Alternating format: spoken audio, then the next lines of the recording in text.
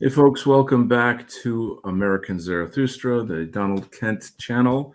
Donald Kent Art. I have a wonderful guest with me, Nils from Blackbirds Music here. This is a friend and ally of the White Art Collective, one of my buddies on Telegram, an exceptional young artist who does both music and visual art, of which you'll see some examples in the videos that we're going to play today. How are you doing today, Nils? I'm doing good. I'm a little bit tired, but I'm Yes, I'm in a mellow mode. mellow mood. Yeah. So we, of course, have a big time difference. Where are you right now? I'm in Skåne, Sweden. Sweden. Yes, there you are. So let's before we begin a little bit, I want to share something new that I've recently produced, and Mm. then we'll start it with some music. So I just put out my first book, Imperium Calling: The Art and Poetry of Donald Kent. That is on Amazon, and the link is below in the show notes. If you'd like to pick up a copy of my new book, Imperium Calling, go ahead, click the link to Amazon, and you can see essentially it's a compendium of work that I've done while I've been in the white identity movement, aka the dissident right, and beyond. There's other forms of art, or rather, other pieces that I've done in there. We've got comics, illustration, fine art, poetry, all framed within the politics of the white identity movement. So please do check it out. It's a pretty popular book right now. A lot of people that are well known in our sphere are looking at it, and I'm getting all kinds of great feedback on it. So I'm super excited. There's some comics in there that were written by Kai Muros. If you're familiar with our movement, you should know Kai Muros. He's one of the top lecturers of white identity and pro-European sovereignty.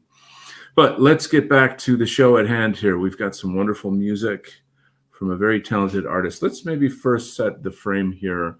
Which song would you like me to play first? I would say go with thinning first. Thinning. Okay, let me hook that up in a second, and give us a little introduction. What's thinning about? As what's the lyrics and the meaning of the song? Yeah, it's song about um, I guess putting uh, pressure on yourself to change Mm, or prepare in some sense mhm, for um, mm, you know possible um, possible conflict or hard mm, times in a sense, mhm, but mm, also how that sort of pressure can really be like a burden. Um, I guess that's some people, um, you know, perhaps it becomes a destructive type mhm. of Yeah. pressure. Uh, I can yeah. certainly relate, and I think many of us can in the white identity movement because we're under unbearable pressure, trying to get our message out, not get censored or arrested or you know doxxed, or there's all kinds of dangers that exist for people that are trying to promote white well-being. And so this is extremely relevant to the experience of being white positive in a world that is anti-white. So that's certainly a difficult thing to navigate because we're trying to keep our health, our mental well-being, um, the balance, work-life balance, while our our countries are being invaded by aggressive foreigners that are really just here to rob, rape, and kill us in the long run. And we know it. We know that our politicians are working against us to destroy Western civilization. So all of that is, it's a very heavy weight to bear on your shoulders. And so this is where art comes in, and it somehow transmutes that suffering into something beautiful and into something that we can share collectively and maybe become stronger as a result. So also tell us a little bit about this painting here. Yeah, it's actually a couple of paintings which I've then cut up and stitched together pieces of. Interesting. In trying to do so until I feel that I get something that matches either the song in this case, but also the overall sound of the album to come. Like the mood of it. Yeah. Yeah. So it looks like a landscape painting to me, but very abstract. Am I correct? Yeah. It's sort of like I like referencing like the environment that I'm in, or at least in my headspace. Okay. When I write. So that naturally, makes me think of like a sense of space for the music, I guess. Also, there's something about the color too, and the tone of it. It has a very, I don't know, something like an evening before a rainstorm is coming. So like it actually fits the theme very well. So why don't we do this? I'm going to mute both of us, and then I'll go ahead and play this song. Okay. Yes. All right. And muting.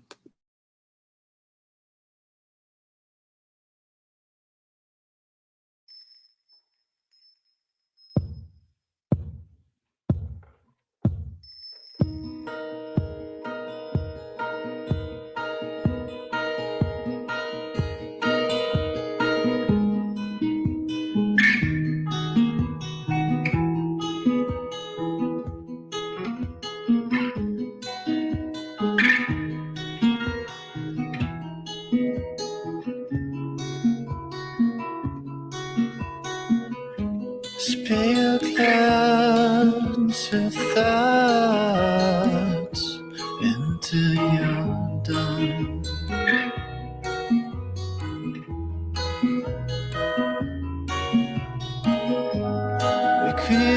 Recreate yourself,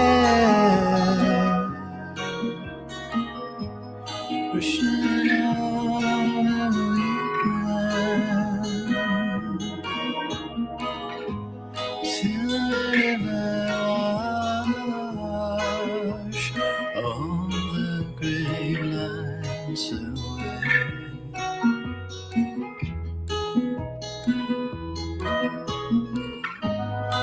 Young and pure, drifting out your days through.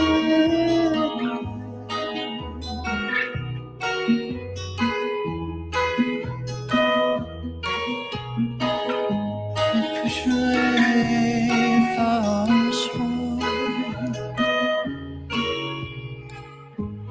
The winds will wake up. It begins.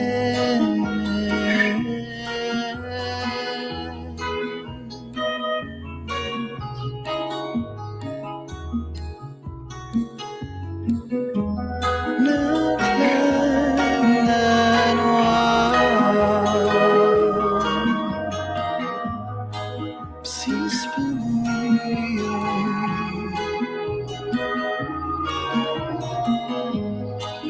Keep picture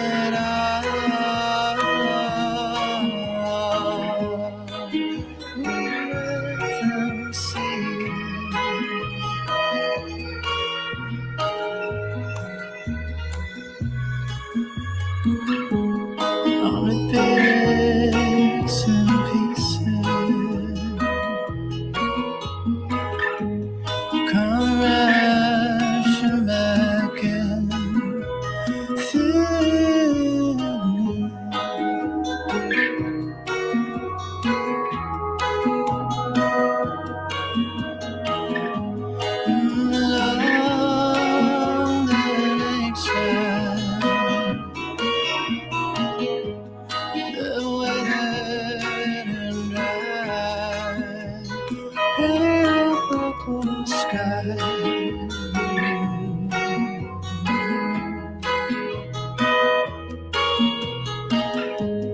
You see him, they see him, until the lights are gone.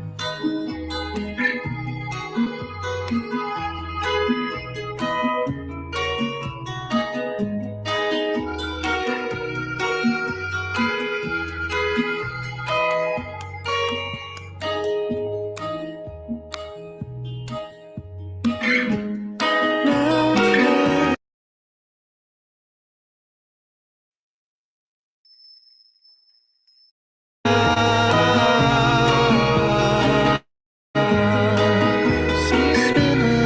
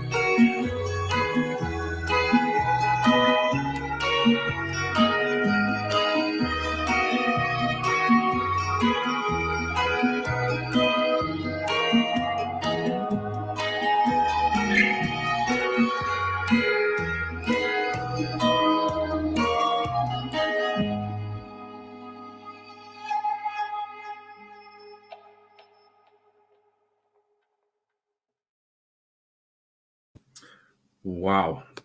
Beautiful, beautiful work. I'm very sorry for that little glitch in there. But I still feel that the song came across very beautifully. I'm really getting strong Radiohead feelings from this. Are you a Radiohead fan? Yeah, Yeah, like it's obvious, right? You know? yeah. Um, I think they make pretty awesome music, and though I always I was more of a fan of the I guess when they went the electronic route, I more can't so than the rock grunge thing. like that, which is like the real early stuff was the, you know, like I'm a Creep and all that. That was more of a grungy type thing. Okay Computer, Kid A, like for me, that's the period that I like. And I kind of sort of fell off the bandwagon of Radiohead after a while, but it hit me right at a certain time in my life where that became the soundtrack of my life at the time. And so like it deeply, deeply resonates with me. Now, a lot of people will hear something like, say, wow, that sounds a lot like Radiohead. I love it. And then they say, you know, are you influenced by them? But for me as a musician, there's a lot of bands I love, but when I write songs, I just write songs. I don't try to write like somebody, and I don't even know that I can. How about you? How would you respond to that? Yeah, I think I'm the same. I've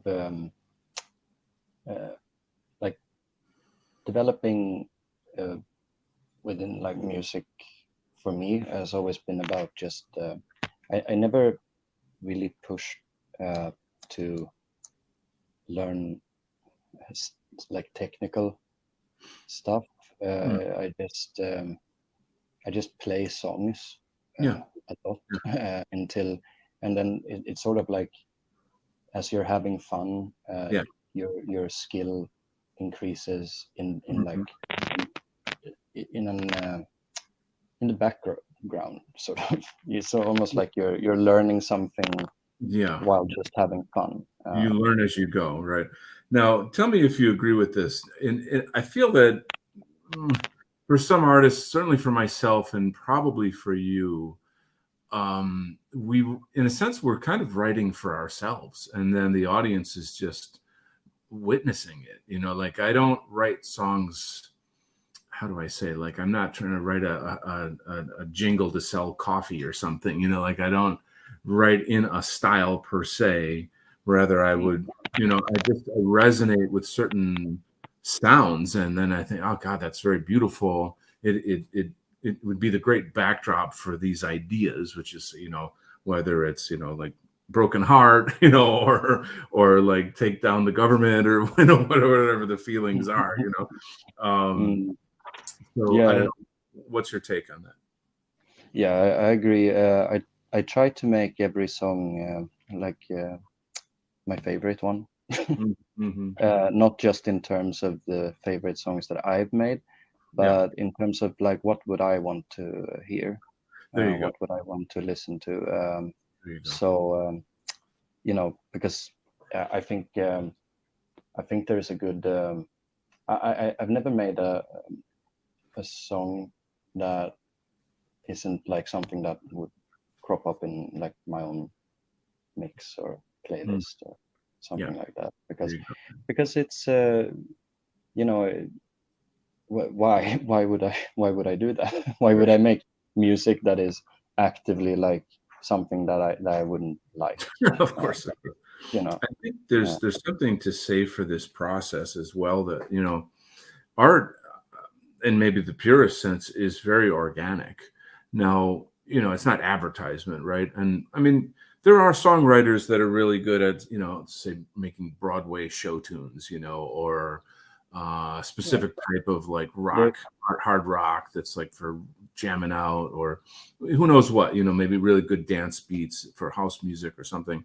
And that's yeah, cool. there is the difference between there's a craft and then there is the art, and Hmm. those two things weave into each other because if Hmm. you can be really you can approach music and painting and all of these so-called like artistic mediums, but you can approach it from a craftsman's perspective where it's just about you know you're constructing something of quality Yes. or for a function or something like that, but Right. the Right. art bit comes in to me at least when you have intention behind it, when you want Mm. something said, when you want to uh, Express. Yeah. express something. Yeah, exactly. Okay. And so that and I think like you everyone has probably like had this experience where they've met people who are like purely musicians. Yeah. Like they're to me that's like almost like being a master craftsman Yeah. uh, of some sort. They can construct any type of song on that Hmm. instrument that they're an expert on, but Hmm. that doesn't necessarily mean that they have that they even perhaps they don't even want to convey any type of Hmm. Hmm. um, you know it's like being a And it, carpenter or yeah. something like Yeah. if you work with wood, if you Yeah. building a house is like a craftsman part, but then you can turn that house into a piece of art through like Hmm. decoration, Hmm. Even integration and architecture can styling. still be artistic and expressive, Oh, mood definitely. oriented, etc. Like, I have known musicians, studio musicians, that are insanely talented, but they're not artists, strangely.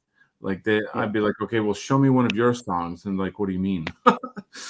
No, I mean, like they don't have anything to say in a way. They're really good at crafting kind of, ditties and stuff like that. And they're good for, yeah, studio work or what have you, but they don't actually have a thing to express. And I'm not knocking those people, but I think no, it's no, critical for us to sort of identify the different aspects of the spectrum of art. And one of the yeah, challenges for people sort of more on the expressive side is that we are taking greater chances we're sort of sacrificing the profitability or the marketability of our art just for the sake of the expression. Like, that we hold the expression and the sort of, I guess, purity of the art above how much money we could make selling it or something. And again, that's not a judgment towards, because I mean, I've been a freelancer for 25 years, like, so I sell my skills, but I put my heart in it as well. And I always have some ownership of what it is I'm doing, because it's kind of my legacy as well. But yeah, it's a tough place to be. There's a lot of conversations in the White Art Collective about where should we be on that line, like how much should we stick to, say, an explicit political message versus how much should we be more esoteric? And then the whole question of should we try to sell that, or should we not? Should it just be on its own, in its own kind of world? These are pretty heavy questions. There's some very heated debate about it. But I think it's all in good faith, though, because we're all in a sense, we're all on the same team per se. We're all, fighting the same enemy. But what are your thoughts on that spectrum of, like, sort of personal expression versus political expression in your work? Yeah, I say I try to go for honesty, because I rarely write. I don't like, at least not from my music, to be sort of reading like some manifesto or some political pamphlet or something like that. I want it to be I want it to be open to suggestion enough so that people can make it personal. And also I do like personal songs myself, because they can always, like, even if it's a small story, a drama playing out in the music, there is still always an overarching,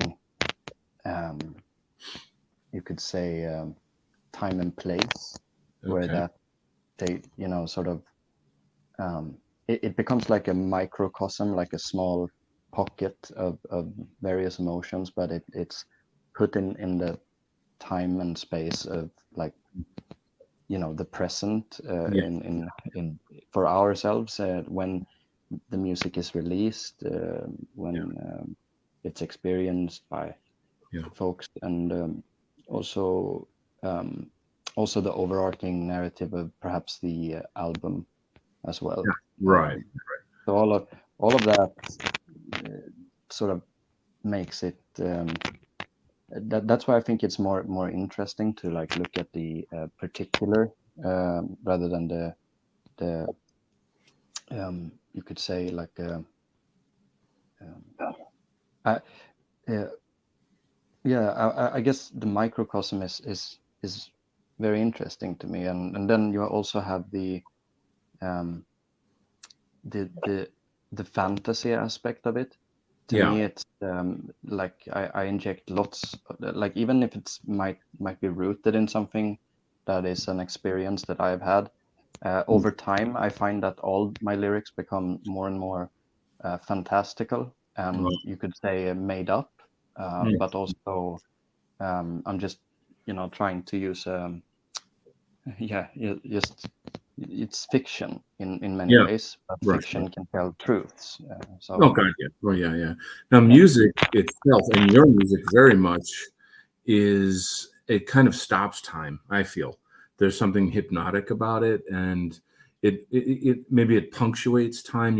I feel very, very emotionally present, and I don't know how to explain it, but this is kind of the magic of art, I guess, is that it kind of takes you out of your sort of life in the day, and then you're living in the movie of the song. You know what I mean? And the fiction of the song, and it's escapism. It's nice in a sense, because you kind of, I don't like to use the word escape reality, but maybe that's not a terrible thing.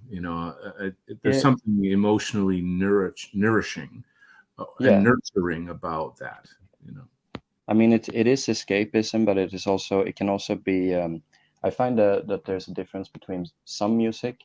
I find to be very grounding and perhaps not necessarily transportive in that sense, but it instead it just makes the reality brighter as you listen to it, and it puts, for me, folk music is like that. It puts my feet on the ground. Oh, nice. It makes me very present, and it makes me it's very confrontative for me. It's like you listen to it to get shit done, basically. Nice. But then you have like the more ambient and more, you could say, abstract music in that sense, that has a more transportive, almost like as you listen to it, you're not really there. You're somewhere else for 5 minutes, and then you come back. So just a quick note, there's a lot of crunchiness coming from your microphone. I don't know if it's rubbing against your beard or what. If somehow you can manage that, that'd be helpful. But is it still going on? It sounds better now, yeah. Tell me what you think of this, but on the spectrum of sort of like esoteric to exoteric, meaning like political to personal, your work leans more on the personal side. However, you express the existential angst of being European in the age of white genocide. What do you think? or Just okay. Good answer. or I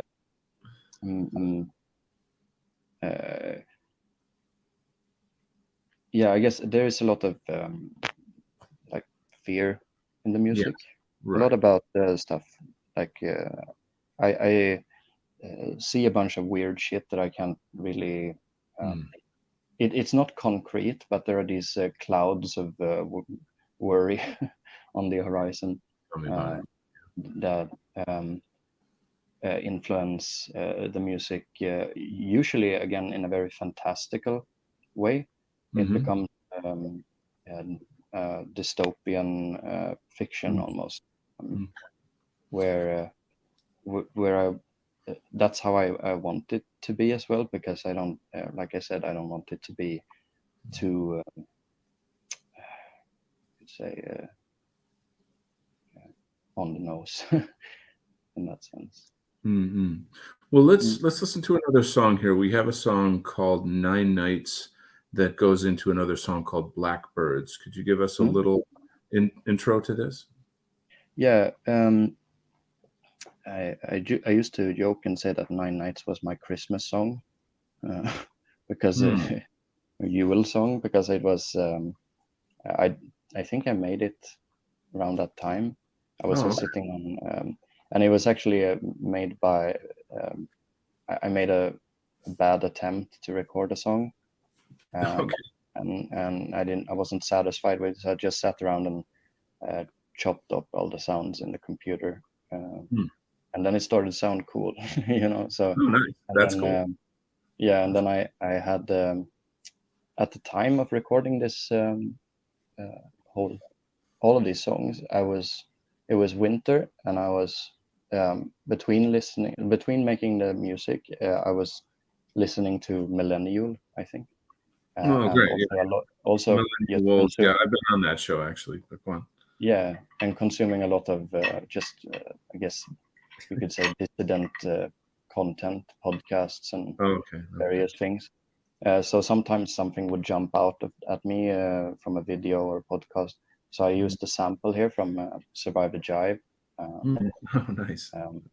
In the 9 Nights one, because I at the time I really liked I thought, you know, it's not necessarily reflective of exactly what I believe, but it's still very I just think it was put in a pretty cool way, you could say, and it leans neatly into the song or the next song, you could say. What are the songs about? The first one's kind of, I guess it sort of explains itself as he talks. Survive the Jive, Tom Rousel. Oh, okay. And the second one is about being separated from a loved one Mm-hmm. in times of conflict, but also finding strength in faith. Strength in faith. That's good. What is your faith? I'm pagan, you could say, or a heathen. Okay. So All right, excellent. Let's I listen to pray this to- song. We'll probably come back to the pagan theme after the song because I'd like to learn more about that. So I'm just going to mute us both here and then try not to get a glitch on this song.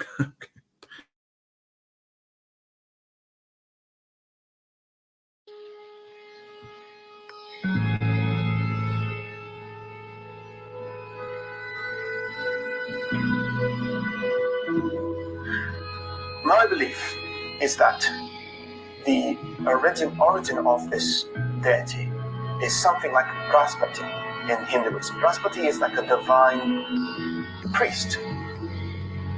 He's a means for, like it can be a conduit to pray to other higher deities. The importance of the priesthood in this earthly existence is reflected by a divine priest, the priest that is still worships the gods, but he is himself somehow a god. His quest for knowledge in the Norse sources is depicted.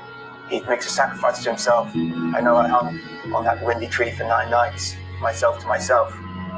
He kind of references himself there. Like he's two things. He's himself as a god, and he's himself as a practitioner, a priest, a sacred priest, showing mankind the way to the divine.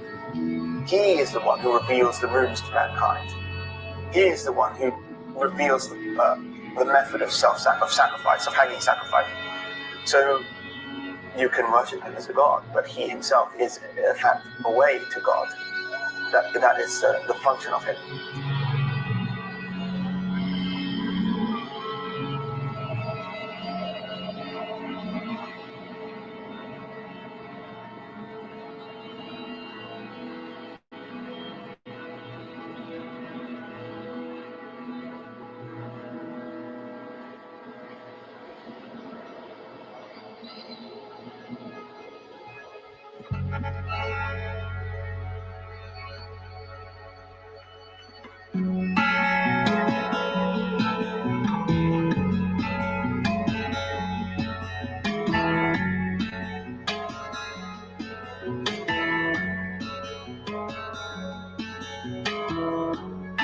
When the morning comes, they will have it all straight away from sun and dawn.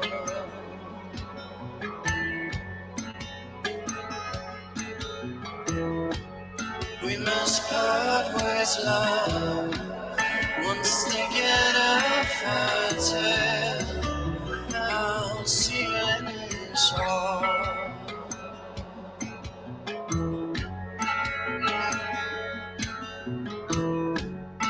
When the fighting starts and the war will set free and feed him to this war. Feed him to this joy.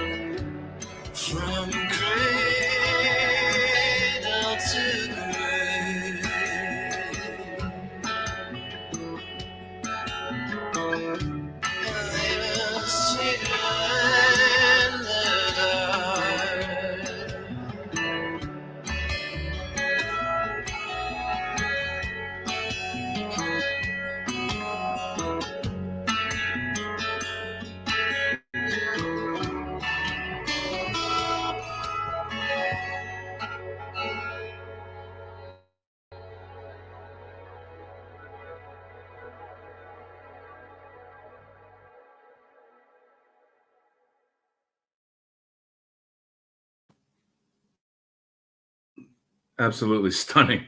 I'm kind of shook up right now. That was really, really powerful stuff. Um, Cool. just like, whoa, I'm kind of in a zone here. We got a question in the chat. Alex Zukovsky says, have you heard of the Swedish nationalist socialist comic book artist Henrik Jonasson? He would be an excellent guest. Put the link in the chat, my man. I will have him on the show. I would love to have him on the show. But let's jump back to Nils here. Wow. I'm kind of at a loss for words. That was a very powerful, very, very beautiful song. How does it, give us a little insight to the lyrics and how they play into the pagan theme for you? Yeah, it's I guess it's about letting faith sort of animate you in some ways, embracing a necessary, you could say, violence or strength that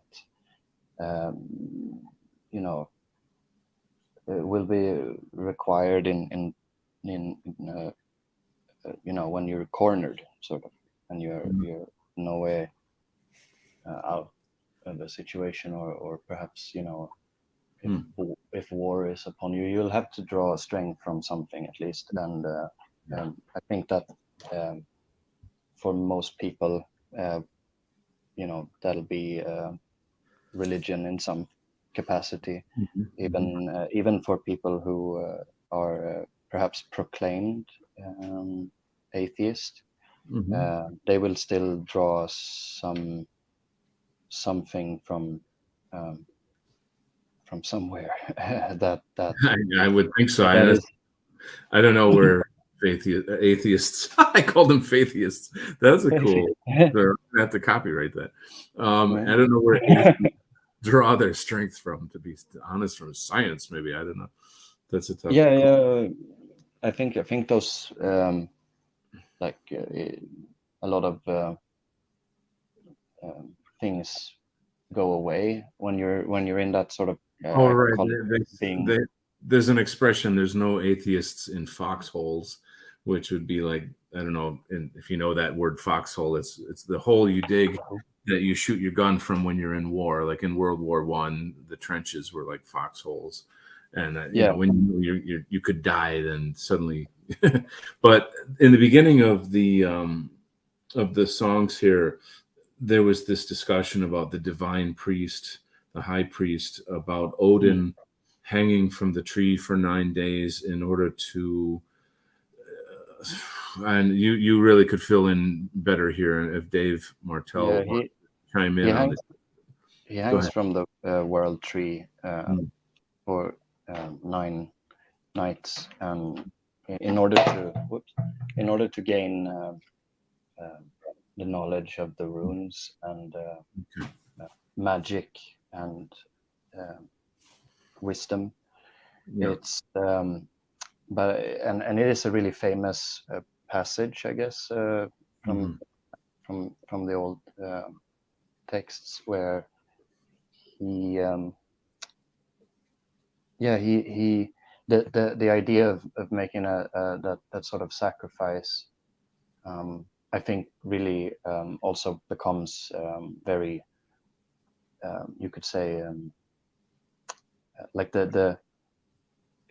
for me it's very, very you could, how do I say this, when someone is in a life or death situation, or perhaps, you know, a country at war or something like that, you really are, like, everyone involved in that is really faced with, you know, having to make such sacrifices, and in order to gain victory, in I do believe that the sacrifice is it's really about like one aspect of it is about how much effort or how much energy is put into something in order to that's what you sacrifice, that effort and that commitment and the time and all of this in order to gain something. And I was just like stuck. I'm thinking a lot about this way back when I wrote the song about like how like the sacrifices that has been made and must be made in the future for especially in times in like hard times. Oh yeah. And it can almost be hard to comprehend, I guess.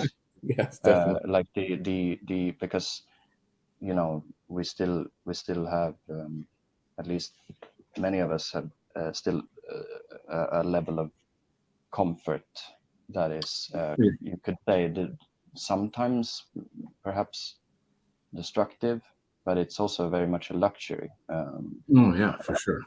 So, Yeah. So yeah. I'm For sorry. me, at least, it's for me it can be hard to comprehend. Like you can sort of understand it, but there's a level of understanding that only comes with experience. Really, that is sort of the hard. Oh yeah, for sure. Hard. Like only you will ever really know because of the suffering of your sacrifice. The whole world will never, that's part of what art is for, is to express the things that we've suffered through and the wisdom we gained from it and how we grew from it. My thinking is that there's no way but the hard way because we always default to comfort and convenience, and we don't want struggle, we don't want challenge, but that's really hurt us tremendously. That's made us weak. It's very not a part of the ideology of the white identity sphere. We should embrace struggle, and we should do these things. So I think that's the takeaway for me, is this: I want to learn more about Odinism or Asatru, and what is it that Odin learned hanging from the tree for those 9 nights. What that is the secret right there. I would love to get to know that wisdom. But I think pain and suffering is life itself. And if we don't learn from it, then it's meaningless. We have to make meaning of our pain. And certainly, in the age of white replacement, there's a lot of suffering to be had. So, as artists, we in a sense are the shaman. We're hanging from the tree of white genocide, and we're suffering up here, communicating to the plebeians or whatever. That's perhaps not the nicest thing to say, but to the common folk, the wisdom that we gain from contemplating and feeling these things. Because people run away. They don't want to face the truth. It's too huge. It's too daunting. It's too confusing. They're alien. Go ahead. Yeah, I have a song about that as well. It's gonna be on the record. Oh, excellent. So it's a song about really cowardice. Oh, God, yeah. Oh, like just feeling like being put in a situation where you'd rather just shove your head in the sand. Yeah, than which actually doing. Like I guess also about being aware of problems, but refusing or failing to do anything about it because of fear. So it's more than that too. I just recently got in a conflict with someone in my family over my political activity, and this person was getting more and more and more angry, essentially yelling at me not to fight, to like don't try to fight it. You can't win. Don't try to fight. And the intensity of the kind of anger that was being poured on me was so disturbing. I didn't. I made a few snarky comments, but I realized that this isn't going to end well, so I'm just going to let it flow. I didn't, feed the fire of the argument. But what disturbed me so much is how so many whites are like, they're sort of like, I don't know, there's got to be a word for this. They're like the managers they're slave managers. They're slaves themselves, but they manage other slaves by bullying them down and hitting them down over the head, with all this shit about don't try, don't struggle, don't fight, you can't win. And it's evil as hell. To me, that is the most, like, cowardice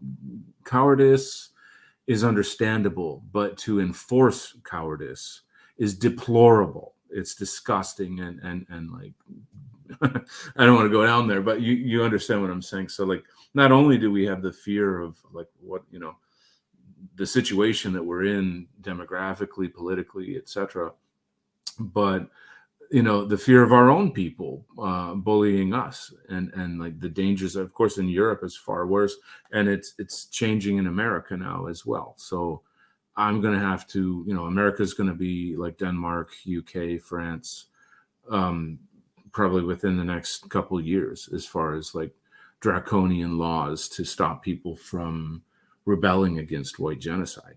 So these are very, very fucking hard times. These are very serious times.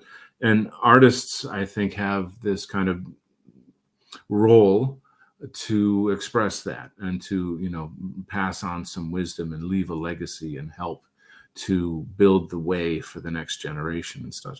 So I don't want to lecture on and on about that. Let's listen to some more of your music. We got one more song here, and then I think we'll probably wrap it up. This next one's called Undeserved. Can you give us a little intro, Nils? Oh my God, hold on. I've had him on mute all this. What a jerk. Well, I haven't tried to say anything. So okay, yeah, good. Because boy, I love listening to the sound of my own voice. No, I'm kidding. All right, well, okay. Anyway, that's done. So Tapestry is the sort of the name of the music project you're going under.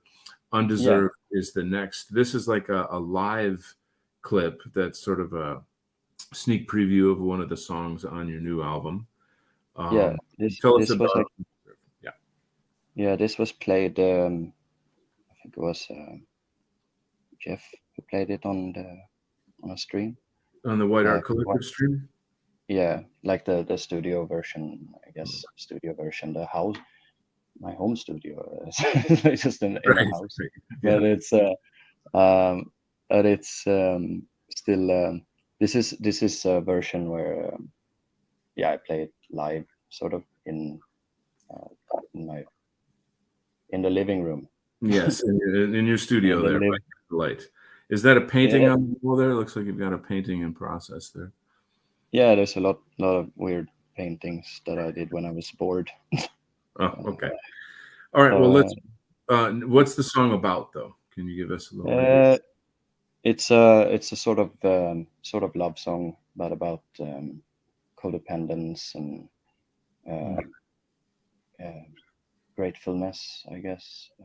Okay. All right. Well, let's put it on. I will mute us, and I promise I will unmute you after the song, and then we'll get started. All right. So.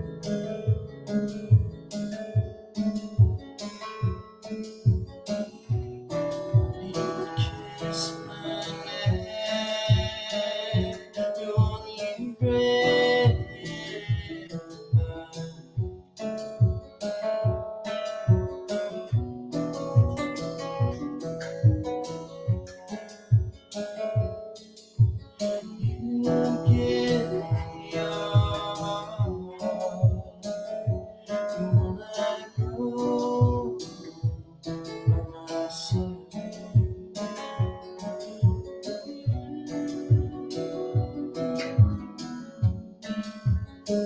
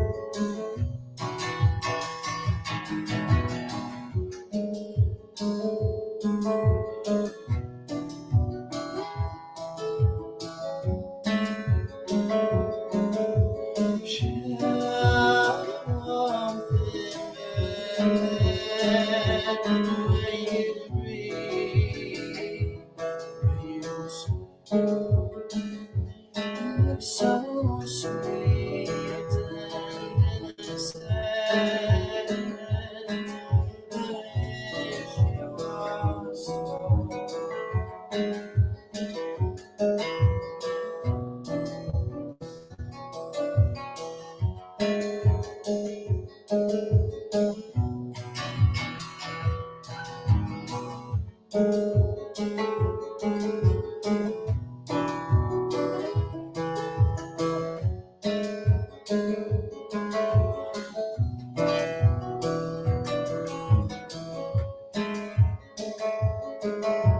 stay this way for now.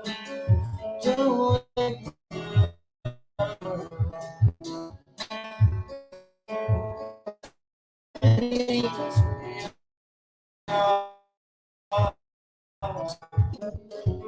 be cruel.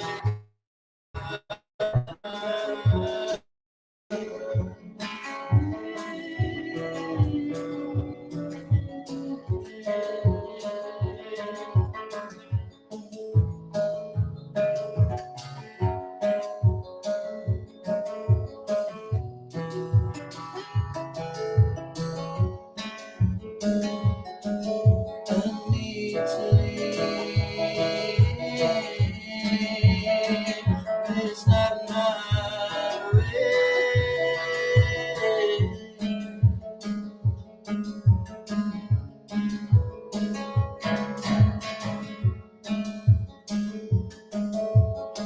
Now you have my heart,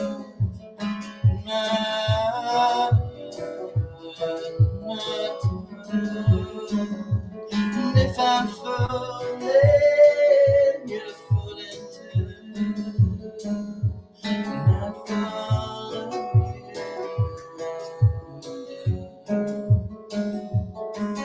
I follow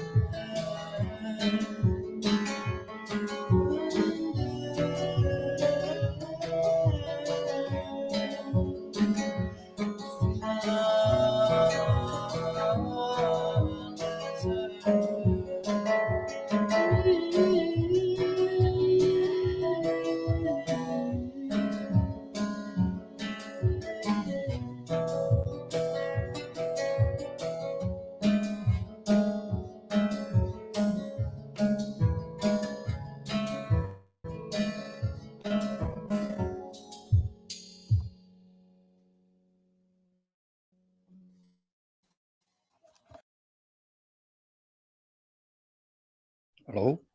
Oh, Hello, hello, hello. Beautiful work. Very, very hypnotic.